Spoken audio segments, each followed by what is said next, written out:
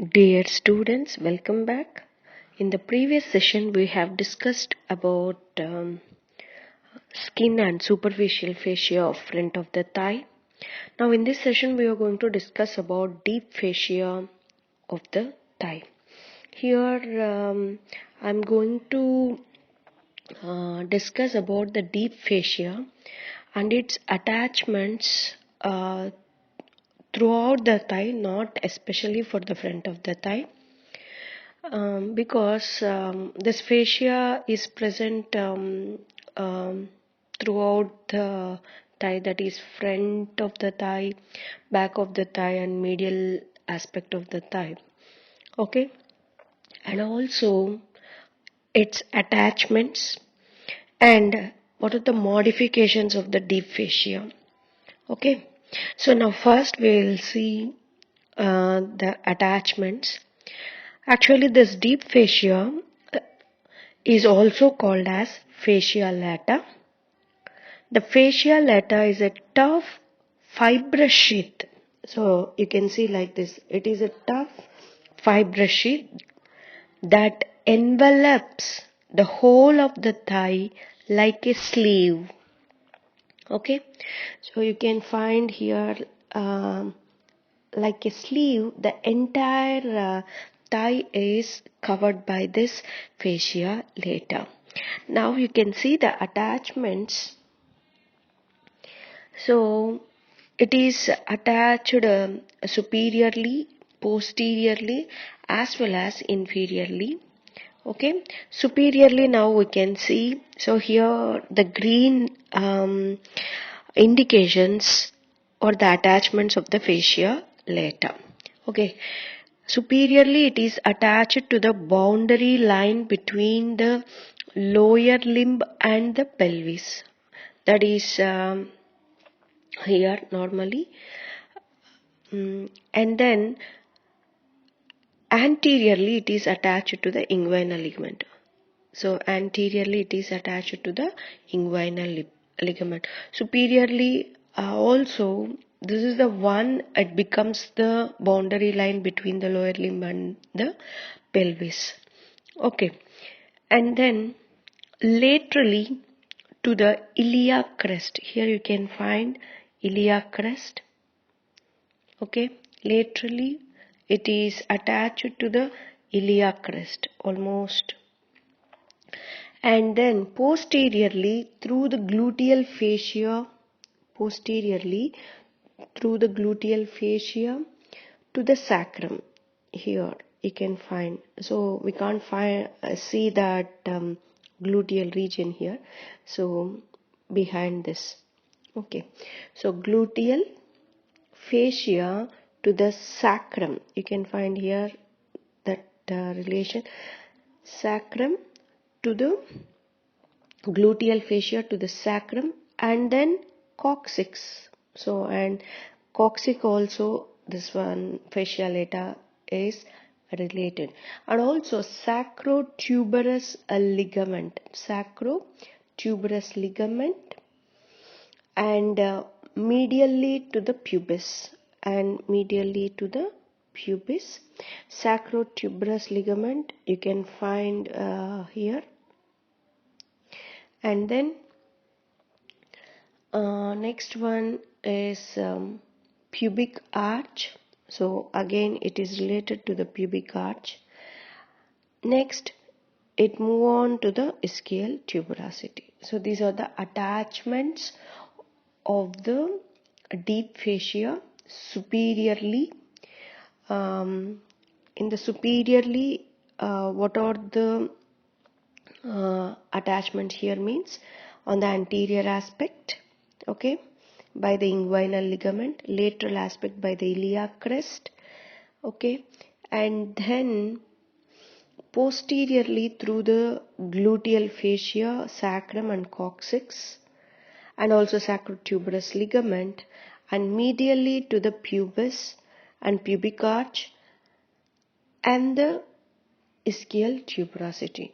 Now if you move on to the inferiorly, on the front and the sides of the knee, the fascia lata is attached to the subcutaneous bony prominence and capsule of the knee joint.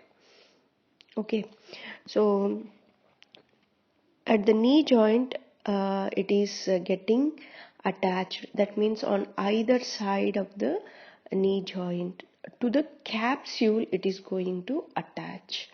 Next, so on the inferior aspect only, on the posterior side it forms strong popliteal fossa which continues below the fascia of the back of the leg.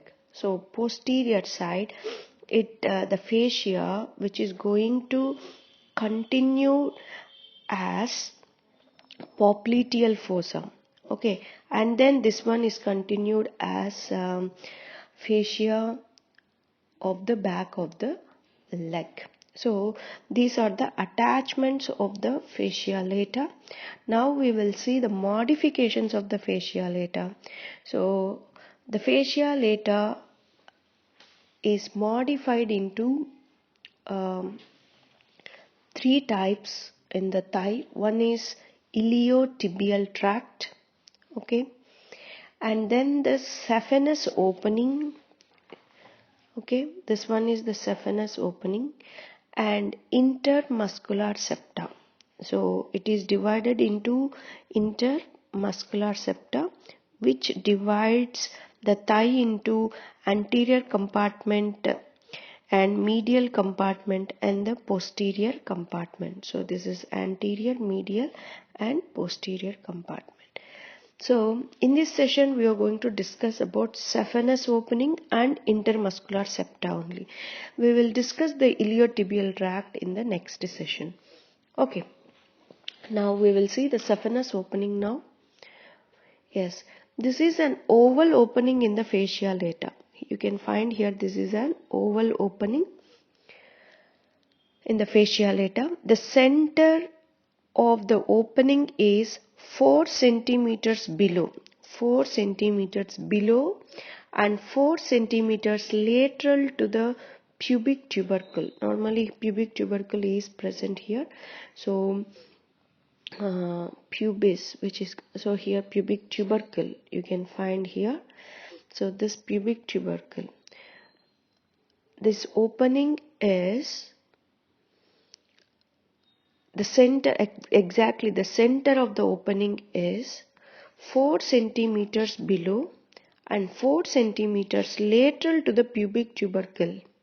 Okay, it is about 2.5 centimeters long. So this opening is 2.5 centimeters long and 2 centimeters broad, with its long axis directed downwards and laterally. So the long axis of this opening, that means here you can see this becomes the long axis. So which one is directed downwards and laterally? Okay. The opening has a sharp crescent lateral margin or falciform margin. So here you can find the crescent margin, or so this is the opening.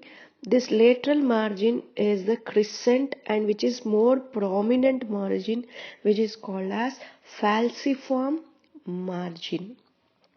Okay, so this falciform margin lies in front of the femoral sheath. So we are going to discuss this femoral sheath separately. So which lies in front of the femoral sheath. The medial well-defined margin of the opening lies at the deeper level. It is formed by the fascia overlying the pectineus. But the medial margin, which is observing here somewhat superficially, that one is ill-defined. But well-defined margin of the opening lies at the deeper level. Okay, that deeper margin is formed by the fascia which is covering the pectineus muscle. Okay, so this the entire fascia lata gives a covering to the entire muscles of the thigh. Okay, so the fascia passes behind the femoral sheath. Okay, next, the saphenous opening is closed by the cribriform fascia. So this opening is closed by, if you see at the inside of the opening, you can find a cribriform fascia. That means some small openings are present. So it is called as cribriform fascia. Okay, so which is formed by the modification of superficial fascia. So the cribriform fascia is formed by the modification of superficial fascia which covers the opening. So this is about the saphenous opening. Now we will see the intermuscular septa. So three intermuscular septa divide the thigh into three compartments, which is the modification of the deep fascia. So actually the deep fascia, which is present as a covering of all the muscles of the entire thigh, and this one is going to divide the thigh into three compartments. That means the fascia, which is also modified deeply to separate the thigh into three compartments. Okay, one is the lateral intermuscular septum. So this is the lateral intermuscular septum, which is the thickest of these septa. So the lateral intermuscular septa is the thickest, and it extends from the iliotibial tract to the lateral lip of the linea aspera. So we have seen the linea aspera, which is found on the posterior aspect of the femur. On the lateral lip of the linea aspera, this intermuscular septa is getting connected, and it separates the anterior compartment of the thigh from the posterior compartment. Next, if you see the medial intermuscular septum, this one is the medial intermuscular septum. So which is attached to the medial lip of the linea aspera and separates the anterior compartment of the thigh from the medial compartment. This one is medial and this is anterior. Okay, next, the posterior intermuscular septum, which is poorly defined. It separates the medial compartment and the posterior compartment. So this is about the modifications of the deep fascia.